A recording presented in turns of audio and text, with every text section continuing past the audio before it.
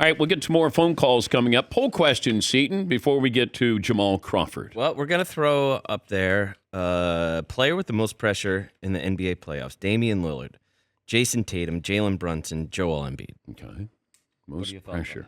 Well, let me start there with Jamal Crawford, the Turner Sports NBA analyst and 3-time Sixth Man of the Year award winner. Great to see you again, Jamal. Player who has the most pressure on him in the playoffs is?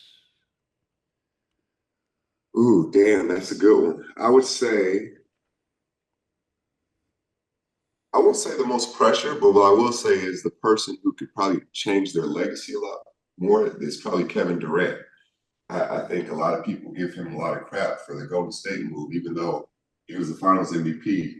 For both years they won the championship. So I would love to see those guys win it because I think for a lot of people it would make them look at his career totally different.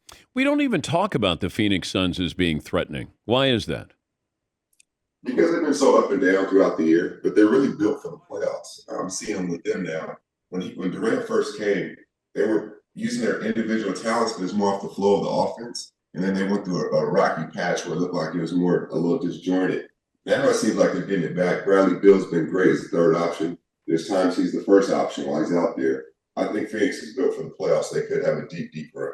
I think Jayson Tatum has the most pressure because they've been to the finals before.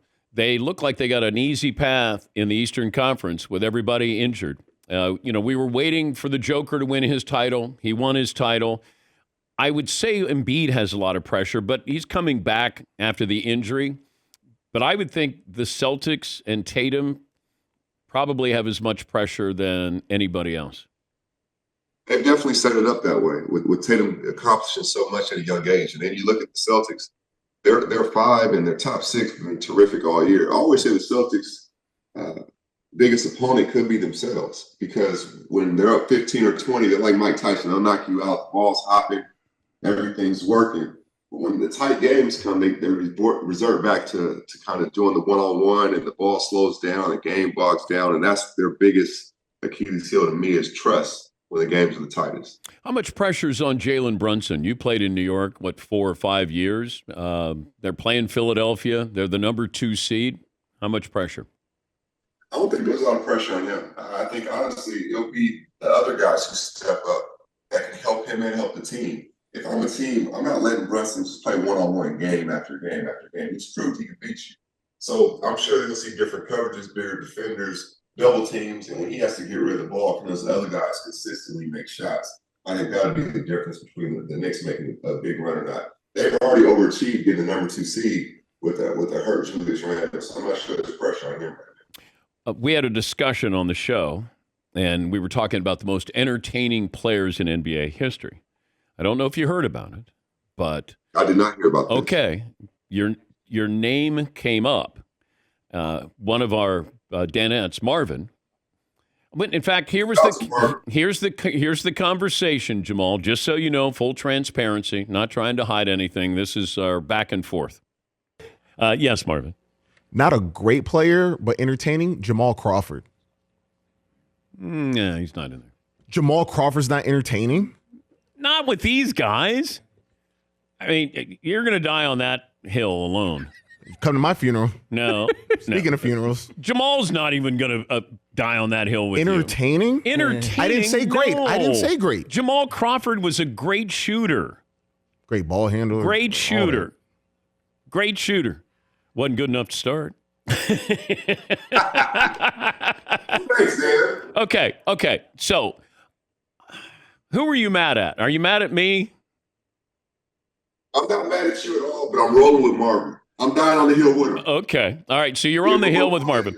Okay. This is what we did. So we had Tim Legler on, and he said Caitlin Clark's one of the top 5 most entertaining players. And you're throwing in Kobe, you're throwing in Mike, throwing in Magic, Dr. J. And then Marvin brought up your name as the next group. And I said, no, that I didn't say that you weren't great, but it's like, are you more entertaining than Dominique Wilkins?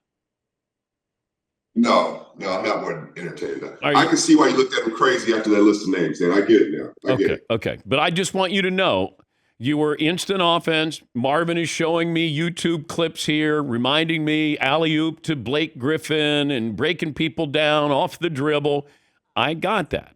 Are you more entertaining than White Chocolate? No, but I think we're in the same realm. Okay. And I'm a White Chocolate fan. I think he has some of the best handles ever. But I would say we're in the same realm as far as entertainment. Okay. Who else would you put in there? Most entertaining players of all, like Vince Carter is in there. Most entertaining. Penny Hardaway, Iverson. There's so many players that are. I mean, it's not a negative to not make that top 10 list. No. Kyrie Irving, Steph Curry, Yeah.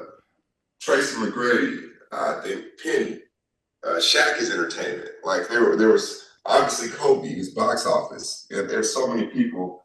I think Mahmoud Abdul-Rauf was entertaining. I think Nick Van Axel was. There's a lot of guys for sure. Davis. Mahmoud, it felt like he had that first crossover that I remember. I know Hardaway got credit for having a great, but Mahmoud when he was at LSU, he was scary. Led the nation in scoring. I talked to Shaq. He said at LSU, he looked at Mahmoud, Chris Jackson at the time, like a god. He was like, I was scared to talk to him because he was that big on campus. Absolutely. But that was a crossover move. Yes. His ball fakes after he shot it, the way his quick release, the way he embarrassed defenders, his footwork. He absolutely is one of the most entertaining. What was it like, though, when you go into a game and you're expected to score? So there's pressure that this is what you do. One of the best sixth men in the history of the sport. But that I got to turn it on as soon as I get in while everybody else has been playing for, a few minutes. It was definitely fun because you had that freedom, but it was pressure. I look at it like maybe a kickoff return guy. He can run deep every time. They're just loaded up in the end zone. Like we know he's going to get back here somehow. You still have to find a way. So for me, I was actually playing the game while on the bench.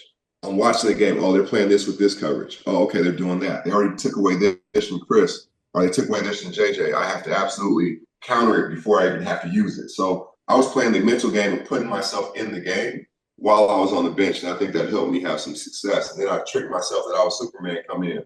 Like, they're showing now Superman has come to save the day, and I just had a heightened confidence. And for me, once I got on that role, some magic happened at times.